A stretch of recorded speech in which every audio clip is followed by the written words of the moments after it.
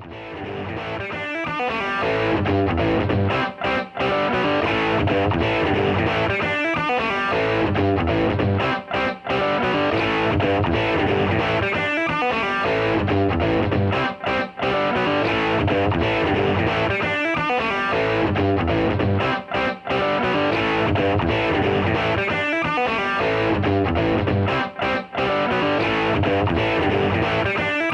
now, coming to you from the Pensado Media Center, powered by Westlake Pro. Touring, soundtracks, composing, doing a riff live on stage with your butt? Huh, you'll meet a keyboardist extraordinaire. Master Blaster has a new ITL, some very interesting descriptions of our corner office correspondent, that and much, much more. You're at the place. It's Pensado's place, baby.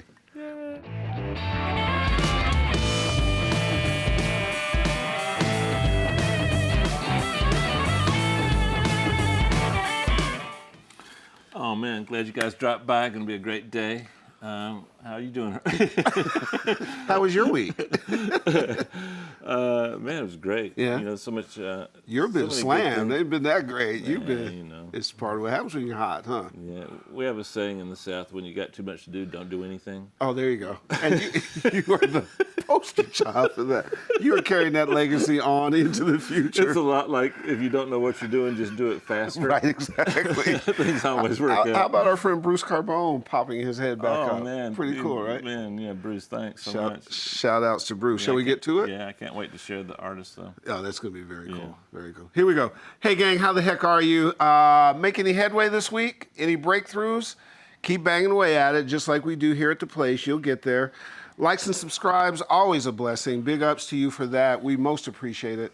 To our partner family, thanks to the Blackbird Academy, Vintage King, Audio Technica, Aftermaster, Isotope, Fab Factory Recording Connection, and Avid. Please support when you have audio needs, and they will do you right. That's how they support us with this show and make sure this show comes to you for free.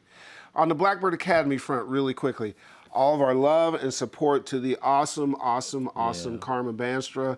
Yeah. She's up taking care of her dad, and she's doing what a great daughter would do. We love you, lady. We got prayers up for you, baby. We're there for you. 100%. And also, right? Mm. And also, you're going to go down in April and do some teaching in the April class, correct? Can't wait, man. I live for that. Aren't we? Well, no, I live for Cap Jam and the award show, and every Tuesday here. Right, and yeah, exactly. I get confused sometimes. Well, there's so many things that are just so much fun to do in Nashville, and then John McBride and oh my God, and the staff, Kevin and Karma, they just take such great care of you, and the students are.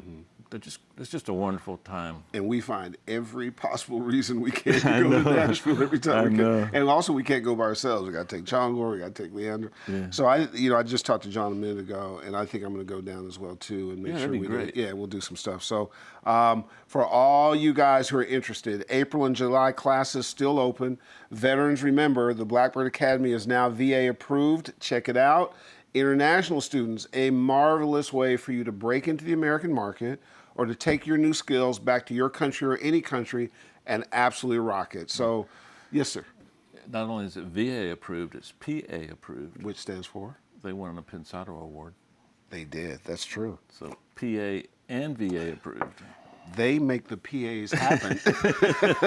So they are VA and PA. And by the time you get down there, there'll be some more acronyms that are worked with. So Master Blaster here is going to come down and teach some class. I'm going to come down and give you guys some insight on the business affairs side and management side. And we're going to make April and July classes down there really robust. I know that John and Karma have other guest instructors. Pretty much can't go wrong. There are other good schools. But you know what? This is one of the best ones. Reach out to Karma at theblackbirdacademy.com for more information. And also, if you get a chance, send her some love, too. Yeah. As we tape this, it's Super Tuesday here in the U.S. Today's results will have a big impact on the eventual nominees for president. If you're not in the U.S., be glad you don't have to be part of this crazy circus we got going on this election cycle. However, I found a little audio thing having to do with the presidential election. Really? I did. So I was talking to a reporter who's one of the big networks, and one of the things they do in the Donald Trump rallies is they've instructed the audio engineer to have the audio so loud that when people take selfies and stuff with them, you can't hear anything he says. So he can never be caught saying something out of bounds. And they also don't allow the reporter to shout questions. So when you go turn on the news and you go to a Trump rally, the music's like, wow! It's like Motley Crue is in there playing, and they keep it up that loud till he speaks, and then when he stops speaking, they turn it back up really loud. So audio is tactically being used in getting our presidential nominees. I wonder why they didn't call me, because I do loud really good. I think that once they get it down to one nominee, then they're bringing you in for the big guns. So I want to do loud for Bernie. Bernie needs some loud. Bernie needs some, and after today, well, we'll see. We are neutral here, kind of. So audio being used as a tactical thing in the presidential election, you just never know where your job may come from. Cool, huh? Very cool, very cool. When I saw it, I was like, and I was talking, I was like, oh, can I use that? They said, yeah. A shout out to Ellis Eckstein, a Pensadian from what I hear. That youngster has a long musical pedigree between his father, Ed, who's actually the first black record company president of a mainstream label in the history of the record business, and then his grandfather, who's the legendary Billy Eckstein. So I ran to Ed yesterday, and he said, my son is all over your show. So, that's so cool. Shout outs to you, Big E. Sierra Canyon, we'll let you out, come see a show, and if not, I know some folks at Sierra Canyon. Thank you for being supportive. Now, to our friends. You guys have sent some pretty cool corner office intros. They've sent in some Hungarian intros. I saw a couple of them. Yeah, so today's comes from Tim Fonts Brown, who's in the UK. Tim decided we need to say it in UK English, and I'm just not going to butcher that because I will completely mess that up. So here's his intro. You ready? You get ready with the sound? I was thinking of one. Oh, yeah, okay, I'm focused. Okay, so he is the happy, hypnotic, historiographical Hungarian who goes by the name of... So,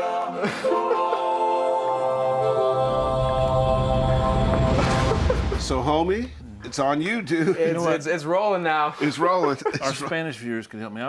You can help me, Cindy. I was thinking about el hombre con hambre, but I can't think of another H. I need some help from the audience. Your Spanish audience is going to disabuse you. They're just going to disavow you. And the H's in Spanish don't sound the same way. I just realized that. Anyway, so never mind. We're going to start that trend, Sorry, and we're Shakira. going to call you out all the time. I love it. So our guest, remember him at NAMM during the Tech Awards? Complete killer. He's a badass, right? Complete killer. Complete badass. You got good questions for him? Really good questions. All right, cool. So for all you guys who want to send in these intros, remember, send them. We're going to call them the 4H intros. It's 4H words. One of them has to be Hungarian. Send it to info@pensadosplace.tv, and then we'll read them on the air, and we'll call you out. Be creative, be funny, and the job is to try to embarrass Chongor. What do you win? Huh? What do you win? Watching Chongor turn red. So, all right, so again, info@pensadosplace.tv, 4 H's. One of the words is Hungarian. Try to embarrass him. There are no limits on it. Get it in, and we will read your name on the air. Good stuff for him, right? Yeah. It's good to make him feel bad. It's good to make him feel bad. Yeah, absolutely. Isn't that a Willie Nelson song? It is. But you sing it, with, yeah. You have to be in another frame of mind to sing that. You've been in the laboratory with ITL, sir, haven't you? Oh, yeah. I live there. You know, that's where I work. Well, now you have more pressure because you've got the ones we do on the show, and you got exclusive ones we do. You're getting really busy, and you're being really nice because you're mad at me because I'm making you so busy. But that's okay. No. That's okay. Well, all kidding aside, a lot of people think I do the Into the Lair segment as a way to share, and that's true. 90% of it is share, but 10% is just showing off. Yeah, sure. I like to show off sometimes, and that's a fun segment for me to do. I like doing it. Well, which one did you show off on this week? What's the name of this one? I over Christmas I spent about 30 hours, most of my Christmas holidays, getting caught up on transient shapers and clipping plugins. So I'm going to share some transient ideas with you with a new plugin called Involution. I think you're going to find it pretty spectacular. Cool. Let's roll it, JD.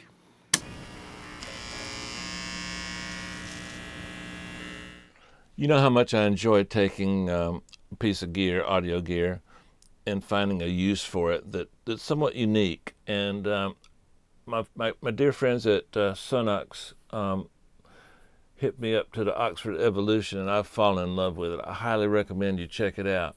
I'm going to show you a couple of ways I'm using it, a little different than the way it was designed. Now, it's designed to have two sections. This transient section works like a classic transient designer, but you can see you've got a lot more ability to fine tune it. And then you can do this equalizer thing. You can either use focus or tilt, so you can make the low end go down, the high end go up. I've got it set, so I want to remember this. And then this bottom section, the sustain, is what it says, but it's not. It's cooler than sustain because you can control the length of the sustain with the hold and the release and the attack. And here again, you've got the ability to change the EQ of what you're doing. And right now I've got this bypass. So if you look at this little button here, this to me is the really cool thing. Now I was given this percussion track, and I really liked it a lot.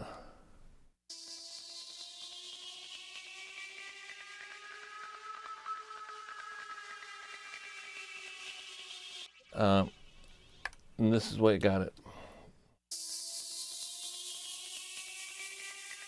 And I thought that percussion was kind of cool. So what I did was I came up with this setting that would allow me to get rid of everything else. Watch this. It's so cool.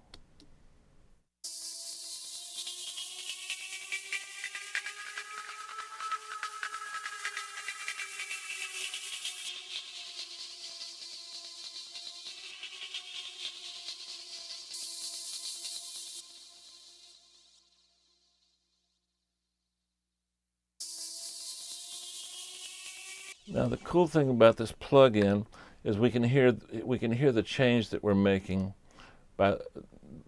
So here's the difference. This is just the difference. This is just what the transient top is doing.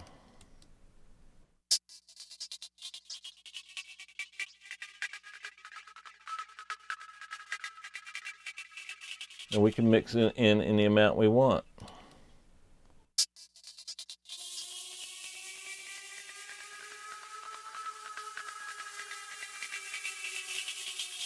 This warmth button does that. It gives it a little color. What's not to like about it, right? Okay, let me show you something else. Same song.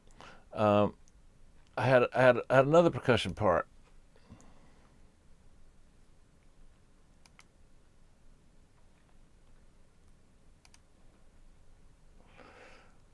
And I'm gonna play it to you without it.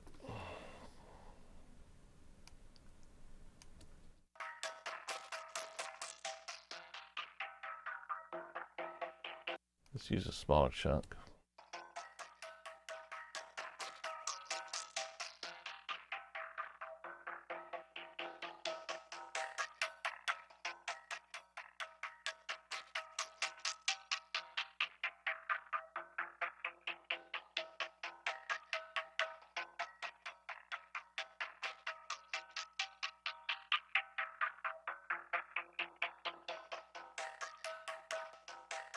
Man, this thing's amazing. When I first saw it, I was like, "Yeah, that's sustain. That's cool. You know, a lot of things have it, but the things you can do with this, I'll show you some stuff. Today I just did an explosion, and I used the sustain to take the explosion, and I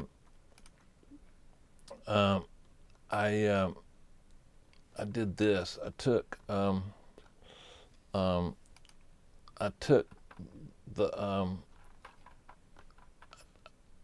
I made a peak at around, I think it was about 80 or something, somewhere in here, and then added that to the sustain. Oh, it sounded like an event. Check this out. I think you're gonna like it, and just remember, there's a lot of ways you can use transient shaping plugins. This one right now is my favorite, and you just have so much control.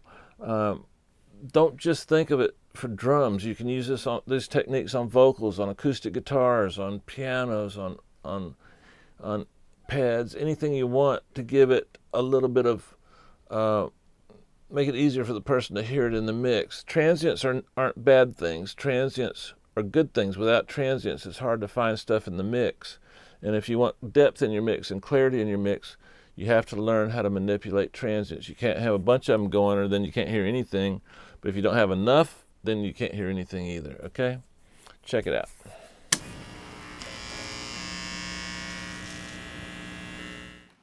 Now, how's this for range? Prince to NSYNC to Joe Cocker, films like Spinal Tap to Best in Show, touring the world everywhere, jingle work, happens to also be an industry fave and a really good bud. We are happy to welcome to the desk, finally, the one and only CJ Vanston. What's up, brother? The circle is complete. Absolutely, man. Life is over. As we know it, this is the last hour, and let's make it happen. And it won't be unbroken. Well, wait, first off, let me just detail out the butt slide, okay? Because literally, he has literally perfected this. So CJ will be playing, right? He finds the big moment at the end of the show, and whatever anybody else is doing as he's playing keyboard, he will literally take his butt and do a slide down the keyboard that sounds perfectly in harmony with whatever else is going on the thing, and then he just walks off like mic drop. And when I saw it at the Tech Awards, I said, "Oh no, he's got to do the show." I'm surprised I don't have the keyboard set up so we can do it right here. Whoa. You know what? That's an Into the Lair. That's an Into the Lair. The night is young. But you got to see it because one of those little tiny keyboards. I reversed it because I said, now if I did it, it would be like an E major 96. The whole keyboard, boom. You have the perfect 2.5 octave. It's amazing, and the way you manage it's never changed since I was 13. So. And I thought that I heard chords being played when you did that. So that's an amazing and by amount the way, of control. I do this when I don't know the notes. Which is perfect. The whole cloaking. Oh no, it's a wonderful thing. It's a wonderful thing. So that was the reference to the Secrets butt out. slide. On you. Hey man, start me off with playing in bar bands, and then you ran into a band that was a monster horn section. And how did that lead to that was where the you funk are band, now? right? Yeah, well, I was a classical player when I was like 13 or whatever. And I was thinking of going to college and studying. And that summer, I grew up in an all-white farmer town in Michigan. I love you people, but it was an all-white town. Actually, we had two black kids there, but I wasn't exposed to R&B there. Right. That summer, I snuck into a club and saw this 11-piece R&B horn band. Changed your life. Absolutely changed my life. That was it. Yeah. So later that summer, I'm playing my little jazz band. I got my little Rhodes and my Mini Moog and playing the Bob James Feel Like Making Love stuff, And I look back, and there's the singer from the band. He was the most beautiful guy. He was just charismatic, and he's checking me out. Well, this is the first time a brother's checked me out. That's a big moment. Big moment for a musician. white boy. Yeah, absolutely. Not for any musician, for a white boy. Absolutely. So I went into my little class Did you shit. think? My little, I had the Mutron. Absolutely. Right, with the Ottawa. I Right. switched that thing on and got done. I look out, he's gone. Oh. Okay, great. That was fantastic. So I went to walk off the stage, and he's standing there, and he goes, "Y'all playing with us now." That's it.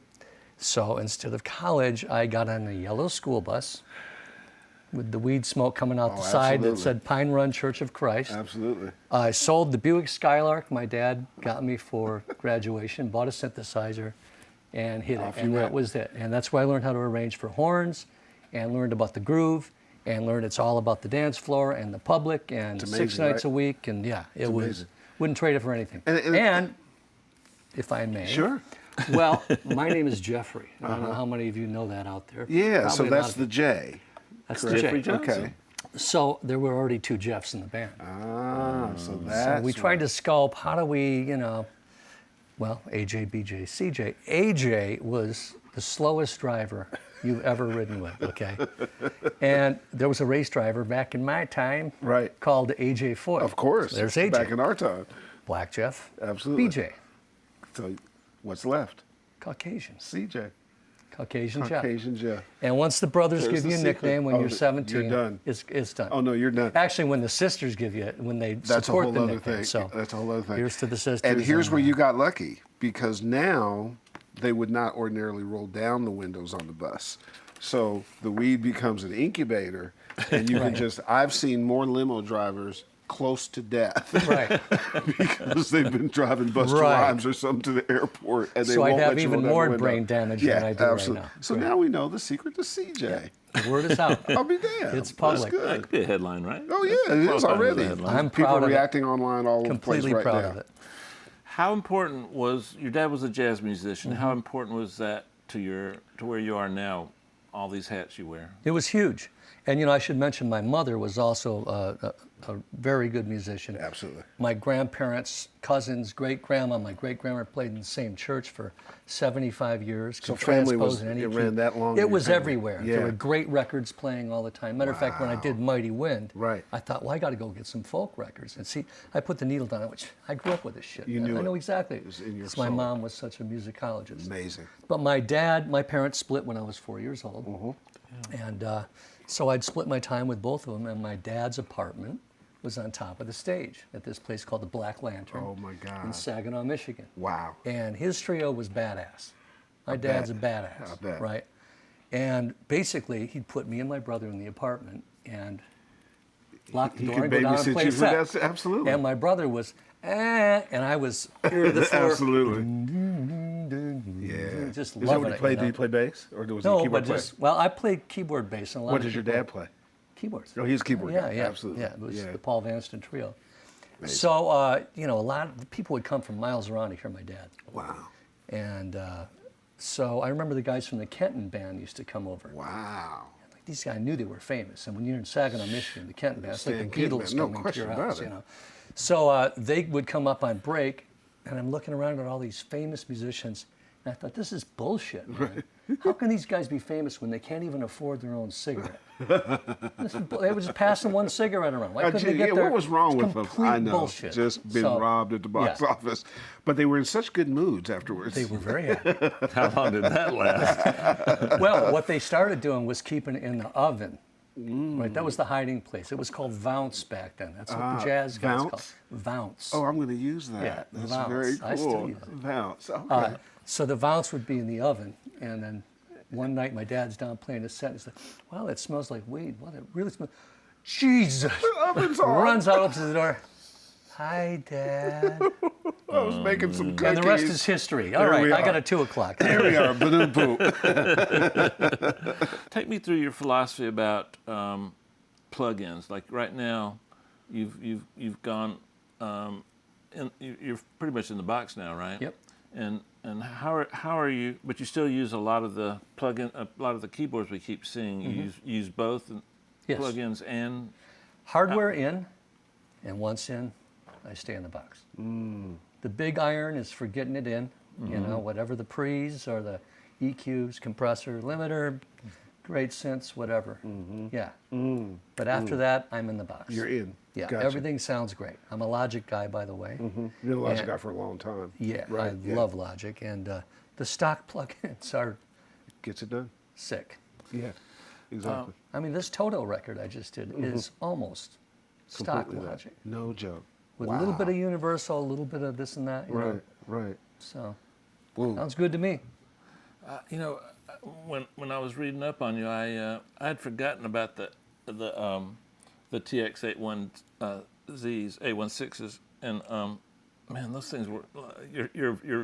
He said that the transients were so good you could shave with them. Shave with those things. That's sharp. That's the forgotten about sharpest transient of any synth ever built. Does the plug in the FM8? Does it come close in your opinion? It comes close, But but not when quite. you've got, because I had 2 racks of 8 of those. It was just mind blowing. And you know what was interesting about those days is I had these giant racks of synths, and somebody would say, the producer would say, "Hey, get a nice cool pad sound for the one." Okay, cool. And I'd grab a little wave station for the fluttery stuff. I'd add the 816 for this, blend in a little spice of this. Let's do a take. So when I'm playing 8 different live synths. Then we started sequencing. Okay, well now the wave station's just doing the pad. the 8/16s just doing the bass. You know what I mean? It got fractalized. So that's why I like to go back. Well, perfect example. There it is. I mean, now stacking this stuff and doing a live take with us. Another world. Yeah, I'm back to trying to record, Wow. get out of MIDI and record some live takes again. You did a Tears for Fears album that I love, Tour. I didn't work on the record. but you used a lot of laptop on that, didn't you? That's all laptop, all main stage, that whole tour. No joke. Yeah. Wow. And I wish I had a picture of that screenshot. I mean, I bet. here's the piccolo trumpet with the timpani, with the boom boom. I mean, I thought that was going to be just a blast You need- tour. you No, need it was a more science fingers. project. Oh, man. I bet, It wasn't man. like blowing B3 on a Bonnie Raitt Wow, tour. right, You know what I mean? That was a huge science project. I bet. But learning how those guys made those tunes, 'Cause they they're were a lot particular. simpler than you think. Really? I thought it was going to be these layers, and it's really so well done. I learned a lot on that. Because I always thought that That guy Roland's a genius. That's what I was getting ready to say. Because he had the ability, it felt layered, but to your body it was sort of simple. Like it was funky in a certain kind of way, but it was melodic in another way and hooky.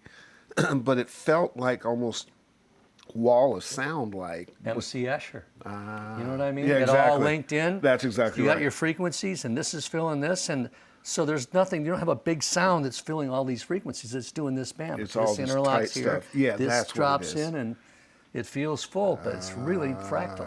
You know? Now I'm going to go listen to that in the car when I go home. Oh, that's some good shit. always been and I got to tell you, the lights come up. Yeah. That's like the smoke on the water. No question of about the it. keyboards, No man. question That's about a it. huge moment. No, that's a moment That was that the you can whole have. reason I wanted to Absolutely. play What's the time signature of that song? 12/8 or something? I have no idea. Dun, dun, dun, dun, dun. It's real No, weird you're time. thinking of Everybody Wants to Yeah. Change the World. Yeah. There's a 4-against-6 thing with the hi-hats. There's two hi-hat parts in that song. I love that. I love that time signature. Let me ask you something, because I've never asked this question before, and we're in like episode 200,000. When you sit down and try to recreate a string section with sample strings, how do you do that? Take me through like a 30-second tutorial on making samples sound like orchestras. It's real simple. Right here and my right foot. Okay. It's the way I play it, and it's the way I conduct with my right foot. My right foot's the expression. And learning how to do it on a Prophet, where the sound isn't great, like compared to what we have now. My string sounds back then sound great. It wasn't the sound. It's the way they're played with no gaps in between the notes, because violins don't go But Right.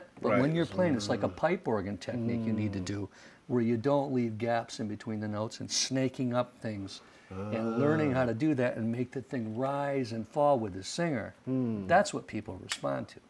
A lot of times I get live strings, and then they've got some synth strings the duplicating that part, and it always sounds good to me to have both. Sure. Do you use samples a lot, sample libraries a lot for live? I do. I use all of them, all different ones, and there's for a pad sound. There's a great patch called Hollywood Strings in Omnisphere.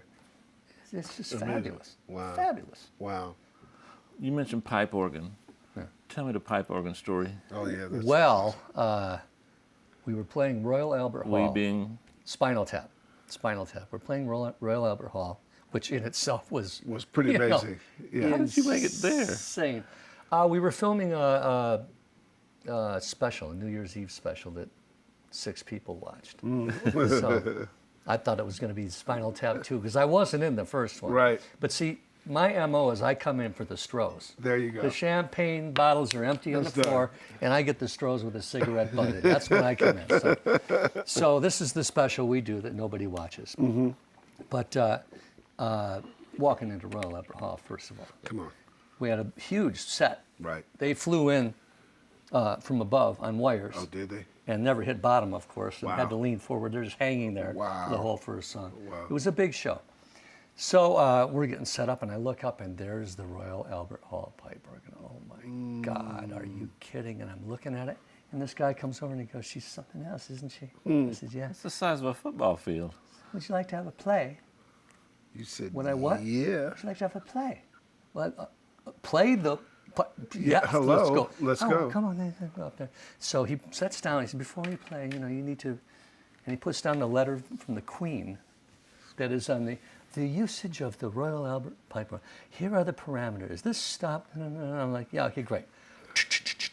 I pulled all the stops all the way up. Oh my God. Stood on the bench and played Smoke on the Water. Wow. Until the bass part comes in. So da da da. Right. Do do do Give it your do. foot. Yeah, absolutely. Oh my God. Oh, I You wish know, I was there that's for one that. of those moments. Oh my God. So Just now, you recreating so it. now we decide there's a song called "Christmas with the Devil." Yeah. Because really, when you think about Christmas, probably the saddest day of the year for the devil. Well, yeah, so not a that good was why day. the song was written. Yeah. Just kind of feeling for him. Absolutely. So I said, what if I did an pipe organ intro on Christmas with the Devil? Oh, that'd be great.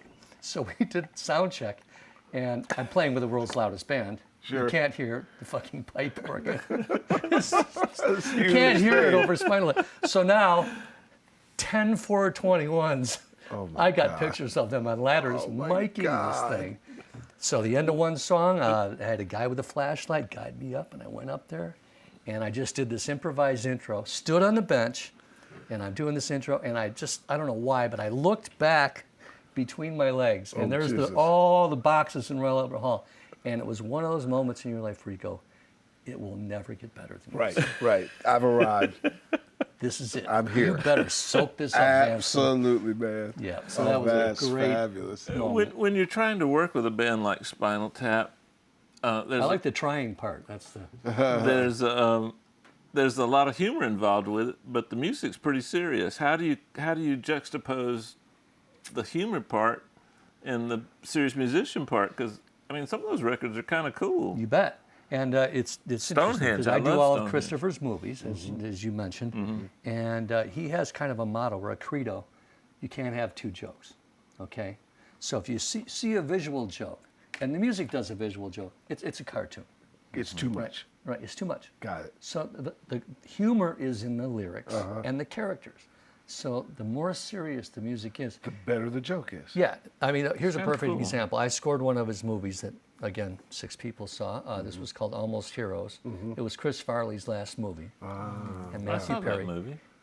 And there are 2 explorers No, I didn't. trying to Never beat, mind. hypothetically, in 1809, to beat Lewis and Clark to the Pacific. Okay, so how do you score this movie with these bumbling explorers? Totally bumbling. Sure. You know, the Indian smells the dirt, does this, and Chris Farley smells the manure and goes,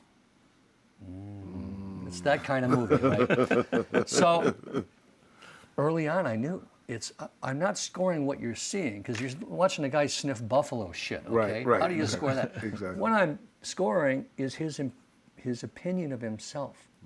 He's a great explorer. These are the greatest explorers. So it's really the overinflated Right. opinion that people have of themselves. Right. Which, if you look at all these movies, It's a lot of that. Guffman, Bessinger, it's Sure. overinflated Oh, expectations, and so I tend to play it serious, and it works against. They don't need me to make them funny. Yeah, it's funny. Eugene Levy does not need my shit. To I make was him getting ready to funny. say, in Best in Show, the nuance of things that would make you laugh, shoes on the opposite foot, whatever it was always something that you needed to pick up.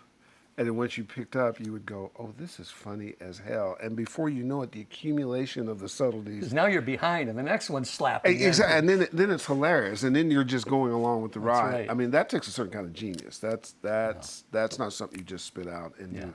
Pretty amazing. Well, and then to be able Christopher's to. an amazing, amazing guy. Yeah, and then to be the music person who helps pull that other portion of the joke off. Well, here's why or I'm get perfect. out of the way. Here's why I'm perfect for these movies. I'm better than anybody in the world because I'm just trying as hard as I can to sound good. Right. And it comes off funny. So Right, so it that's, works out you know, perfectly. Nice try. Nice try. Nice try. Kind of like us on the show. Okay, this is important. Give me my camera.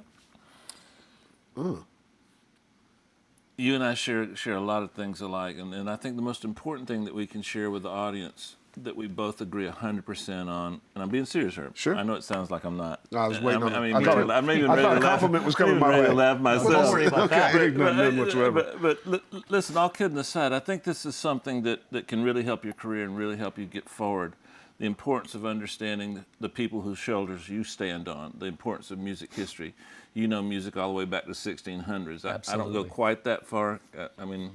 But explain to them how important that's been to your, some would say, meteoric rise and success in multiple areas. Just knowing just that one fact, knowing the history of music. I would just frame it the other way. I've worked with some young artists that are so talented, so innately talented, but have zero curiosity to that. Yep. Okay?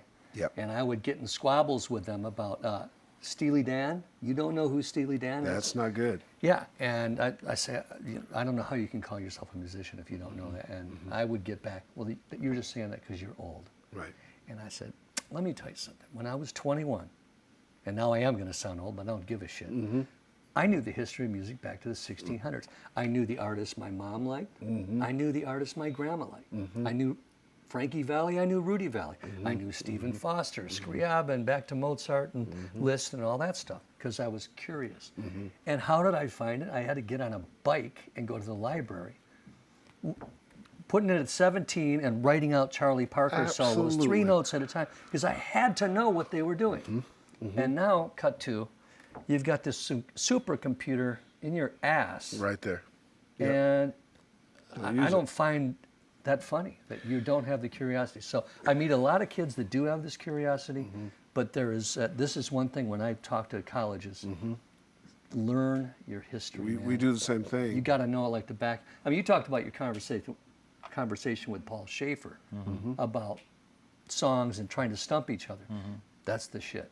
And can I build on both of your points? So, what's fascinating to me about the point you both are making is that the current generation, and I learn from this generation and support it and changes, they literally build from looking for information. And a lot of the music they make, because they have tools, are combinations and amalgamations of other kind of music. So why wouldn't you do your history so you would know what to pull from, because it's actually going to make you more distinctive and give you a better chance to win. There's nobody that has sat in this chair that we have so much respect for that hasn't said curiosity is really critical. Number one gift. There's nobody in the creative space who gets to giant level who doesn't stay curious. You can't arrive. There is no there. You just keep searching, and then they lay you in the ground. Because it never ends. Never ends. Both you guys tell me if you agree with this. I think I heard this from Paul McCartney a million years ago, but so I'm paraphrasing. It feels to me like, and I'm going to speak just for mixing because that's the area I know the most.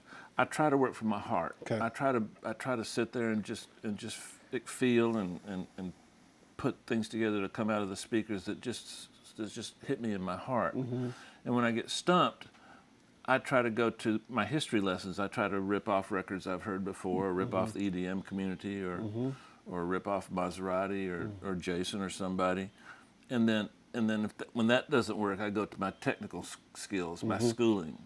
But the whole goal is to always get back to my heart as quick as possible. So my process, and Leandro, when you see him, can back this up. I'm working from my heart. I get stumped. I try to remember things that I've heard off of records I liked. I have that history. I have that vocabulary, that palette to choose from. Right. That runs dry. I go to my technical skills. But I'm always trying to get back to my heart. And I think that's where history comes in, because if you don't have any place to go when you get stumped, You're just stumped. you're just stumped. Yeah, right. And so schooling's important, the technical part's important. Absolutely. The things that you've learned from other people, we call that history, is important. And then your heart and feeling is what... That's like why you learn scales when you're a musician. Yeah. You know, agree more. you have to have that technical background. I just finished a record with Toto. All those guys, they know that shit inside And they are out, some and they of still the baddest practice that ever every did. day. You Amazing. bet. So all this stuff is just us having learned from peers. Hopefully you can learn that kind of stuff, because it's going to make a distinction between you and where you want to go and your chance to make a living loving what you do. There's money follows when you love what you do. When you love what you Chases you do, down. yeah, it'll come at you. When you have to do, we all know people, some of our in our families, who are just working because they have to pay the bills, but it's sort of joyless. They're happy when they come home.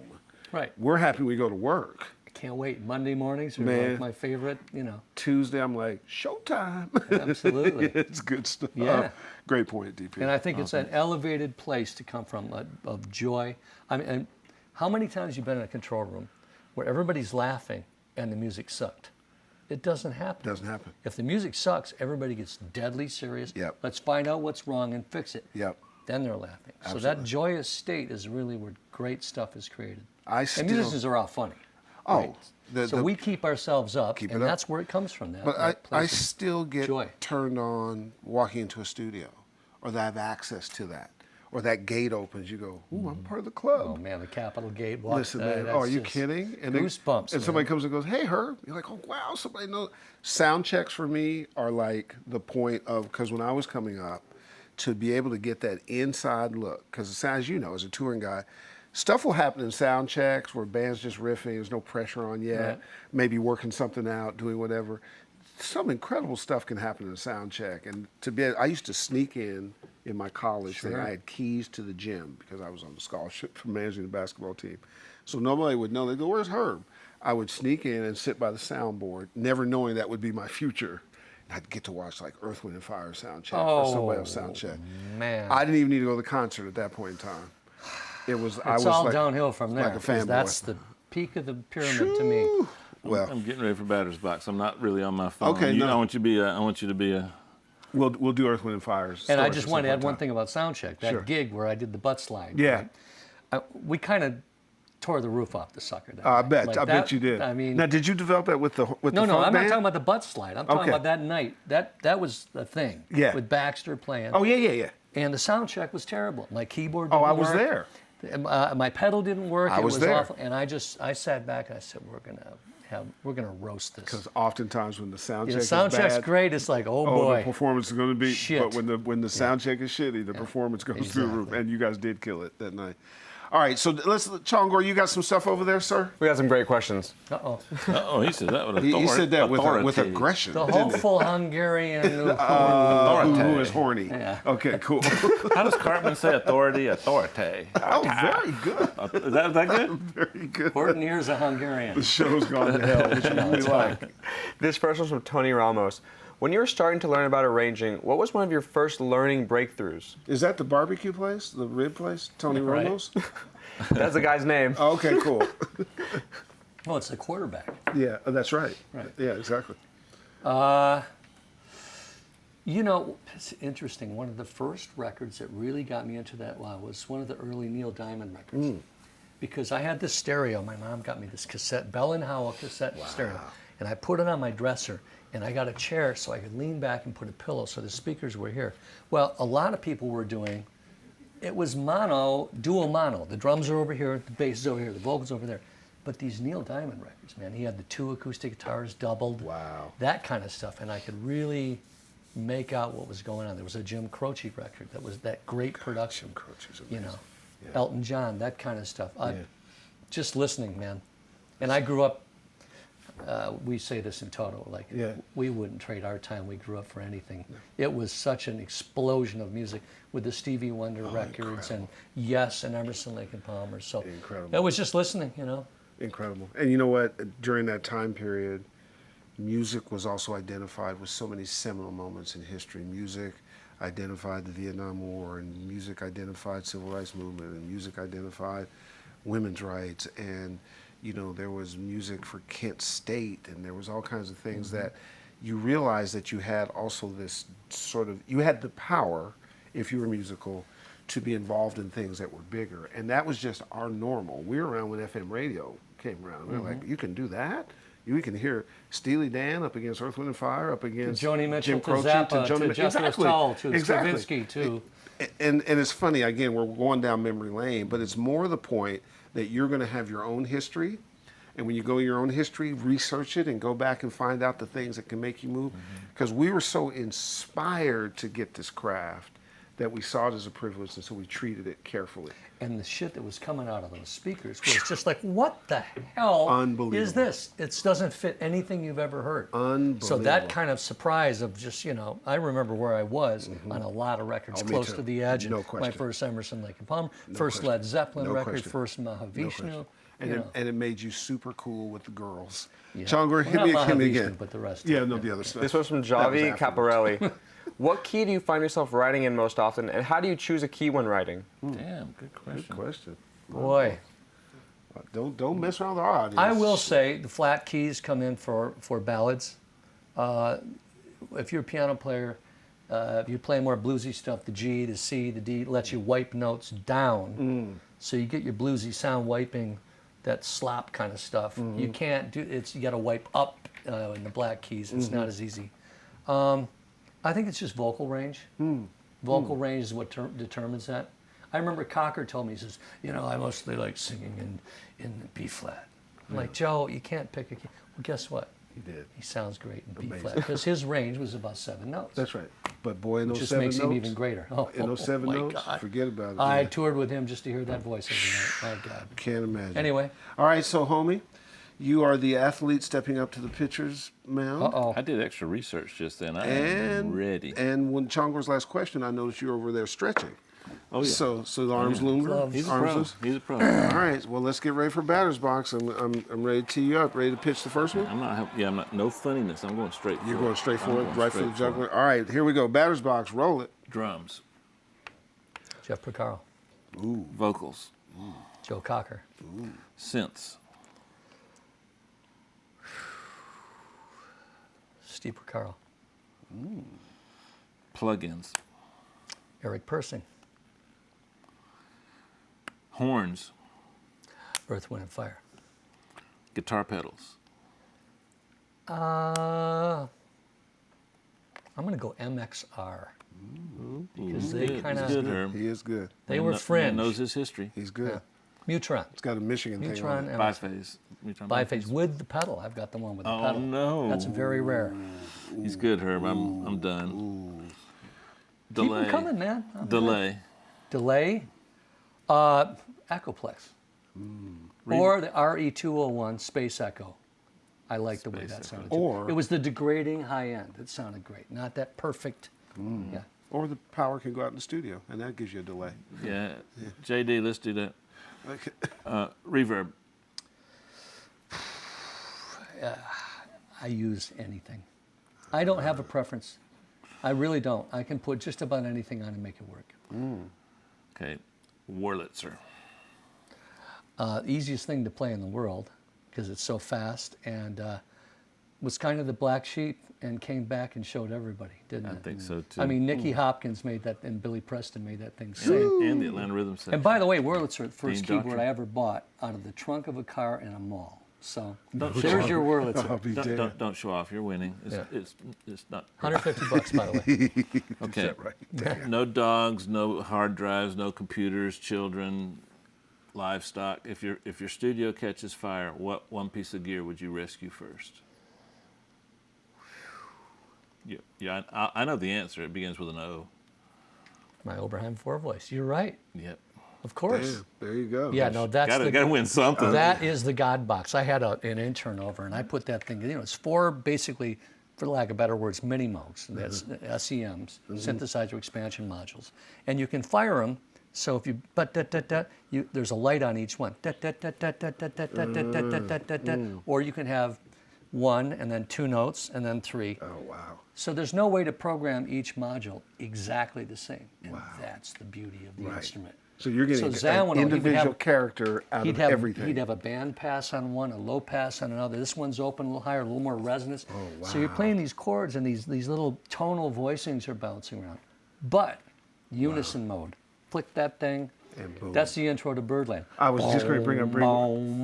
Got it. It's in my And car I put right that now. thing in unison mode, and I got these 18s in my synth room, and I opened up the filter, just holding a note, Right. and this kid started crying. No joke. Literally tears coming down. Whoa. He goes, his lips quivering. I've never heard anything like that in my life. I said, yeah, You tell them, take a Bet history, your ass you never- take a history lesson, youngster. yeah, that's the box. Amazing, right? Wow.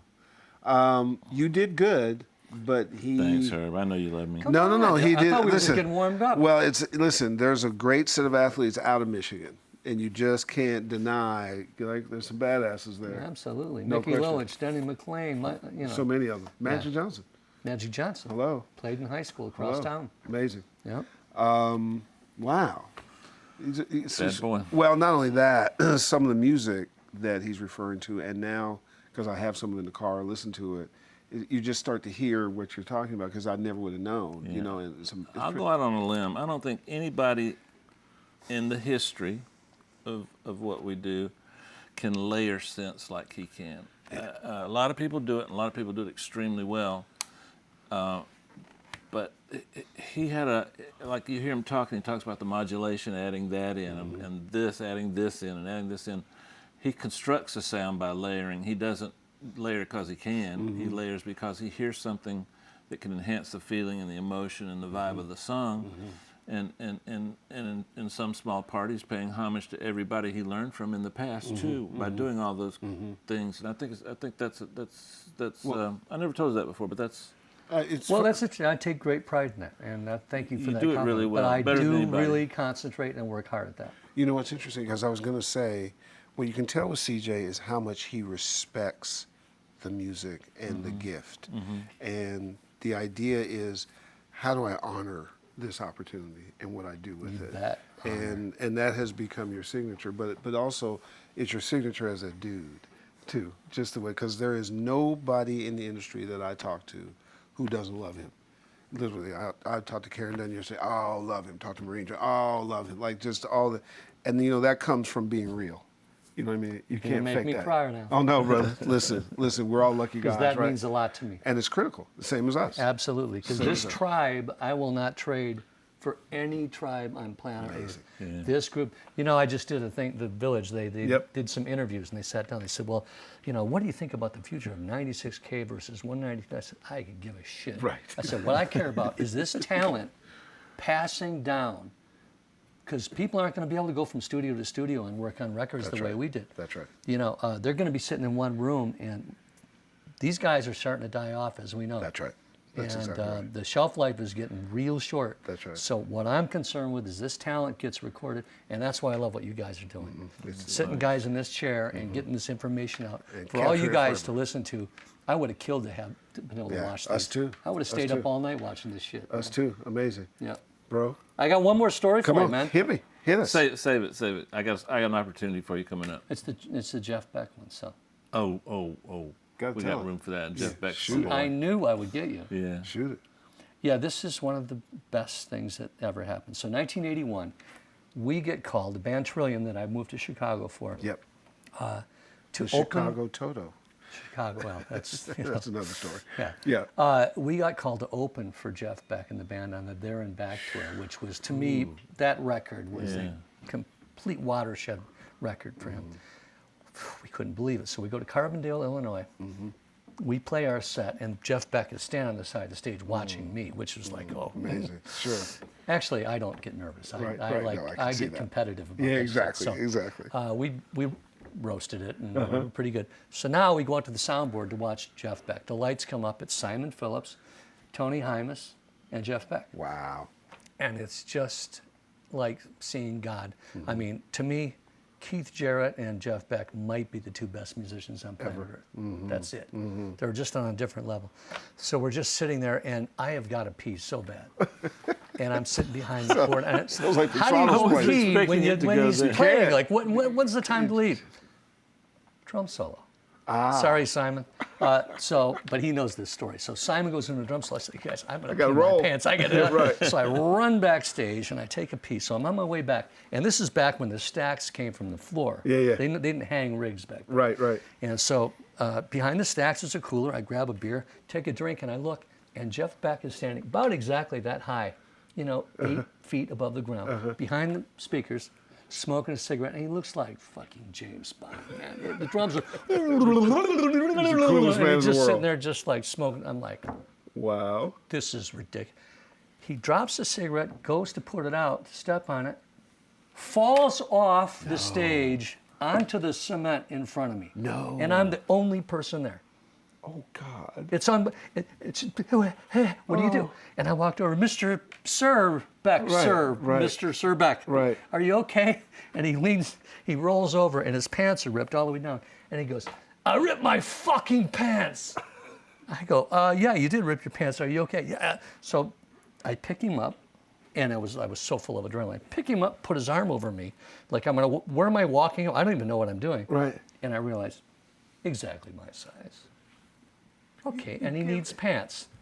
So, by the way, Drum solo's still going on. so we round the corner. Well, by this time, the crew is looking for him. Where the hell's Jeff Beck? They come running. They see me. They think I'm kidnapping him. He's like, no, he's okay. Now tell Simon to stretch the drum solo. Which, Simon, that's like Right. that's like red meat for Simon, right? Absolutely. So I waddle him back into my dressing room, and I open my wardrobe case, and I pull out first pair of pants is purple, and I turn around, and it's the thing you kind of don't want to see, which is Jeff Beck in kind of the yellow BVDs with the two skinny legs sticking out. Which look, I got skinny legs too. It was like you don't want to see your hero like that. No. And so I you said, don't want to hear about your hero like that either. Thank you very much. So I said, here's your pants. And he goes, I ain't wearing no fucking purple pants. And I'm like, well, aren't you choosy? Okay, Well, hello. that's something else. young man." Hello. I got a little pissed off. And so Sure. I dug further. I found a pair of black pants. They looked identical to Jeff's pants. I'll be dead. And he slides them on, and he does that little turnaround thing. He's like, how do they look? And I go, yeah, they look good on you. He's okay. So the roadie's taking back to the stage. I'm putting my shit back in the wardrobe case the whole time. I've been going for like 20 minutes or something. Right. All of a sudden I hear, ooh. And I go, Jeff Beck is on stage playing in my fucking pants. Oh my God. My God, this is. I mean, how much more surreal can anything get? God. Oh So, my God. and by the way, the way he tells this story is I'm 6'9", and the pant legs were hanging off the end of it. That's not what happened. So I run out. I can't wait to tell the band. I run out to the front of the house console to tell them, and they turn to me. They go, "Where the fuck you go? You missed the greatest drum solo of your all life." time." Little did they know. So Jeff threw a party for me, and that led to him playing on the Joe Cocker record I produced, and we've had a kind of rich history since then because of that. Man. So That's what this stuff does for that's you. a rock story. Absolutely. Thank you, sir. Oh man, my pleasure. We waited a long time, but it was sure Well, it's worth only it. because you were close. Absolutely. And you know what? About a mile away. This ain't the last one. Oh, good. I'll be Come back? I'll be back. 'Cause you're close. If they'll have me back. Oh no, we'll have you back. We know some people who can make that Well, happen. we're not done. We got. We may not be shaking Well, I hands was when going we to get say done. take it home, What I was but about to do. okay, then take it home, sir. Hey guys, a quote from CJ over here. One of the best things about having his own studio was that he had the time to try different things, but he also had the time to make mistakes. And I started thinking about that. That's kind of odd. You don't need a lot of time to make mistakes when you meet; they just come naturally. But I want you to, in a sentence, I want you to tell them the importance of mistakes in music, the importance of imperfection in music. One sentence. It can be a long one. Okay, long sentences. The flip side of that is you've saved up your money and you go to a big studio with all the A guys and you got 3 hours. When you leave, your song is done. Right, You're done. right. Come to my place and we got time to sit there and try some shit. And you don't feel that pressure. And all of a sudden somebody plays something. You go, oh, whoa, what was that? They go, you mean this? No, not that. Go back. Oh, that thing. Yeah. Yeah. And okay, get that. Okay, record that. Put that in. Okay, that's great. The way shit happens when that pressure's taken off, because it's a financial pressure. Look, back in the day, people took 3 years to make a record. There was plenty of time to make mistakes. Right, Today, we don't have the budget to make mistakes the way we used to. right. So that's the thing. The budgets really limit that. It's a pressure on the project. So Yep. Yeah. I'll tell you, as we say goodbye, another word for mistakes is imperfections, and I would argue that of all your favorite songs, what you like the most about them is the imperfections. And right on. so don't get rid of those. Don't tune them out. Don't time them out. Imperfection is what music is based on. It's the foundation with which the perfections can sit and reach you. So. Yep. And you know who gets this? Is the hip hop world. Oh, They do. They got the out of time little keyboard thing. They work on getting that shit. Absolutely. You know? Leandro and I have a favorite song by a dram called Cha Cha, and the 808 is so out of tune, but it just works. You know, Right. it just works. My The favorite singers song will be right out of now. tune. Yeah. Absolutely. Yeah. Say goodnight, man. Okay, guys. Bye bye.